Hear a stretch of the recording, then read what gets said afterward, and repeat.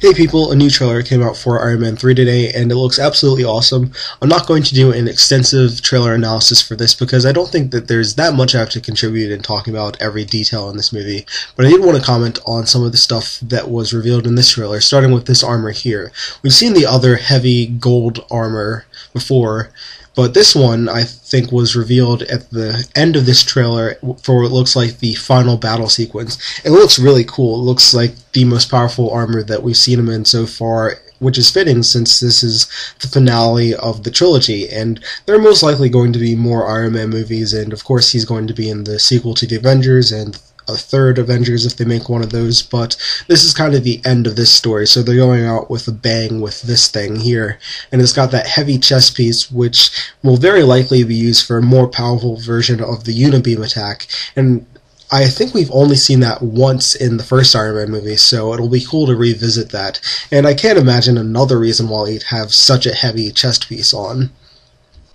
Here we see what has been dubbed as the Iron Army getting ready for what is most likely the final battle in the movie, and this part of the trailer just got me super hyped. Like, the trailer was already looking awesome for like the whole time, but then when we got to this part, it just looked so crazy, because if you think about it, we had Iron Man and War Machine facing off against a pretty large threat in numbers in the second movie.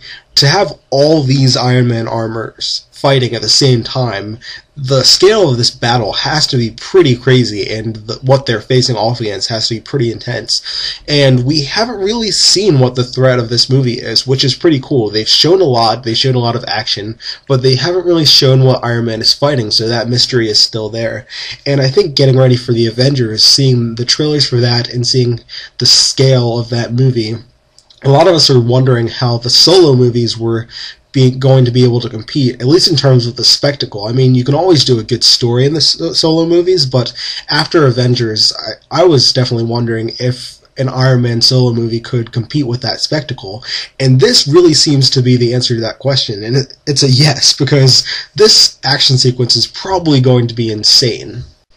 Here we see what is most likely the movie version of the Hulkbuster armor, and as the name implies, in the comics, the Hulkbuster armor was this armor that was designed to be strong enough to go hand to hand with the Hulk, so that's cool to see in there, and I'm just so excited speculating about this movie. Like, if you have all those armors, and you need a Hulkbuster armor for this battle, this must be some pretty strong threat here.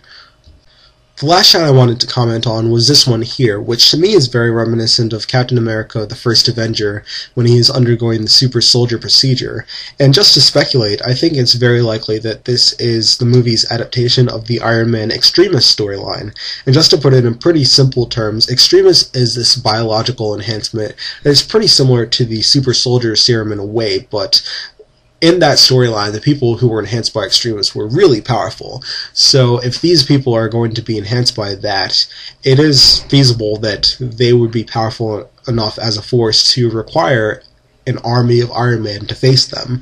So that's very interesting to think about. And the Mandarin, we haven't really seen what he can do. We've seen the things that he puts in motion, but we haven't seen his abilities, and it's very likely that we're going to have some kind of face-off between Tony and the Mandarin. So he's probably got his own power, and these guys are most likely going to be enhanced in a way. So I'm very curious to see how that final battle takes off and plays out.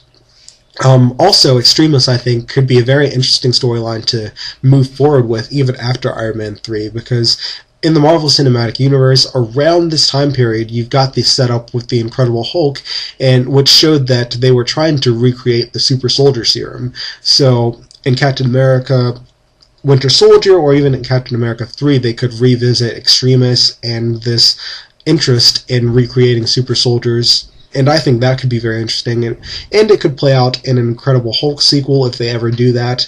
Very interesting to think about. So I'm really excited about this. I think Iron Man 3 looks awesome. It's the first movie in Phase 2 of the Marvel Cinematic Universe, and it really is kicking things off with a bang, it looks to be, and really gets me excited to see what they're doing with the next few movies, like Thor, The Dark World, and Captain America Winter Soldier, Guardians of the Galaxy. I'm very curious to see what they do with these other movies, because yeah, this looks like it's going to be very awesome and intense. They do some pretty emotional stuff, I think, that they're going to be doing with Tony Stark in this. They've got the fun, they've got the action, the scope of it. It just looks to be a very awesome movie. So they seem to be raising the bar with this, which is exciting, and I think they should always attempt to raise the bar and make things better. So hopefully Thor and Captain America will be as exciting as this, but that's really all I've got to say for this video. Thank you very much for watching. If you liked what you saw, please like, comment, subscribe, and tune in next time.